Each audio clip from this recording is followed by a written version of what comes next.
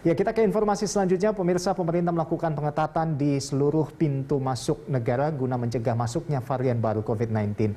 Para pelaku perjalanan internasional wajib melakukan tes polymer chain reaction atau PCR, melakukan karantina serta menunjukkan sertifikasi vaksinasi COVID-19. Menteri Koordinator Bidang Kemaritiman dan Investasi Luhut Binsar Panjaitan menegaskan untuk perjalanan internasional melalui jalur udara.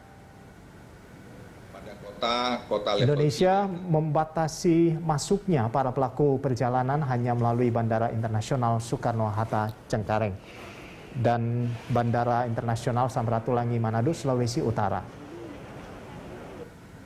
Sementara itu, Menteri Kesehatan Budi Gunadi Sadikin mengatakan pemerintah makin memperkuat seluruh akses masuk dari luar negeri baik dari jalur darat, laut maupun udara selain memperlakukan kewajiban karantina selama 8 hari bagi pendatang dari luar negeri.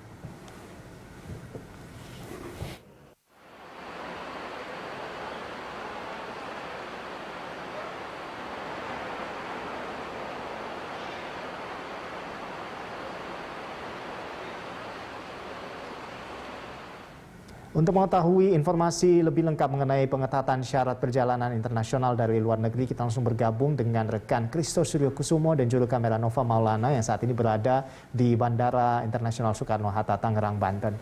Iya, Christo, dari pantauan Anda sejauh ini seperti apa? Apakah terjadi kenaikan jumlah penumpang di sana khususnya untuk perjalanan internasional atau seperti apa juga dari pantauan Anda terkait dengan penerbangan internasional yang keluar dan masuk sejauh ini?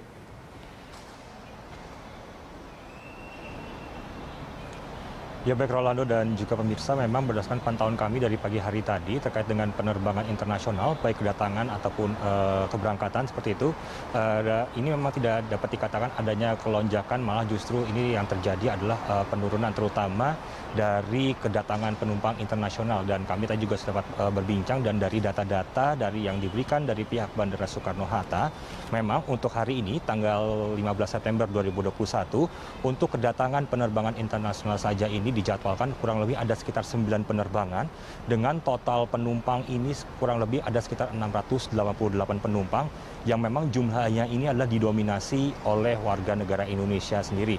Dan juga berdasarkan pantauan kami juga, kalau kita membandingkan dari data-data sebelumnya terkait keberangkatan dan juga kedatangan penumpang secara internasional, memang untuk saat-saat seperti pandemi seperti ini dan juga setelah penerapan PPKM level 3, memang tidak terjadi adanya kelonjakan penumpang ini sendiri dikarenakan memang terkait dengan kemungkinan ada varian virus baru, lalu juga terkait dengan peraturan pengetatan yang disahkan di PPKM level 3 ini sendiri, sehingga membuat memang penerbangan ataupun kedatangan dari penerbangan luar negeri ke Indonesia ini sendiri dapat dikatakan relatif cukup rendah jika dibandingkan pada masa-masa sebelumnya. Rolando.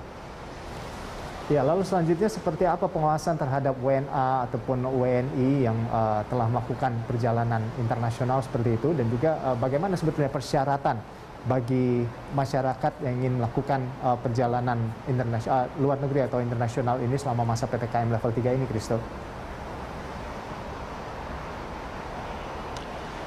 Baik Rolando, terkait dengan pengawasan sendiri, memang berdasarkan pantauan kami juga ini pengawasan cukup ketat begitu oleh petugas di Bandara Soekarno-Hatta, di mana seluruh pengunjung ataupun masyarakat yang datang, baik itu warga negara asing ataupun warga negara Indonesia yang baru saja tiba dengan penerbangan dari luar negeri, wajib mendaftarkan dirinya di posko-posko yang sudah disediakan oleh pihak Bandara Soekarno-Hatta, yang kemudian harus mendaftarkan diri untuk melakukan karantina selama 8 hari sesuai anjuran dengan pemerintah pusat, dan nantinya setelah mengisi form pendaftaran seperti itu nanti langsung diarahkan ke tempat-tempat yang sudah ditunjuk untuk melakukan karantina selama 8 hari.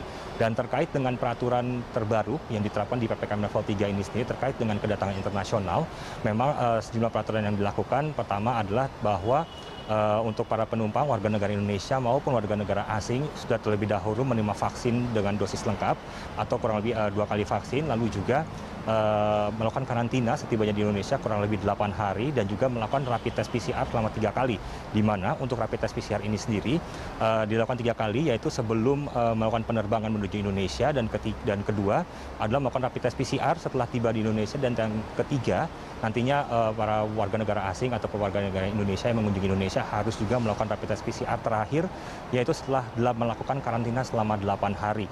Dan nantinya apabila hasil dari rapid test PCR ini negatif, maka nantinya warga negara asing ataupun Indonesia dapat dipersilahkan untuk melakukan kembali perjalanan di Indonesia. Rolando. Ya, terima kasih Kristo. Tentunya kita berharap bahwa pengetatan ini terus dilakukan sehingga benar-benar tidak masuk atau Indonesia tidak kecolongan lagi sehingga bisa menyebabkan gelombang selanjutnya untuk COVID-19. Terima kasih atas laporan Anda dan selamat bertugas kembali. Ya, pemirsa, demikianlah laporan dari rekan Kristo Suryo Kusumo dan juru kamera Nova Maulana yang saat ini berada di Bandara Soekarno-Hatta, Tangerang, Banten.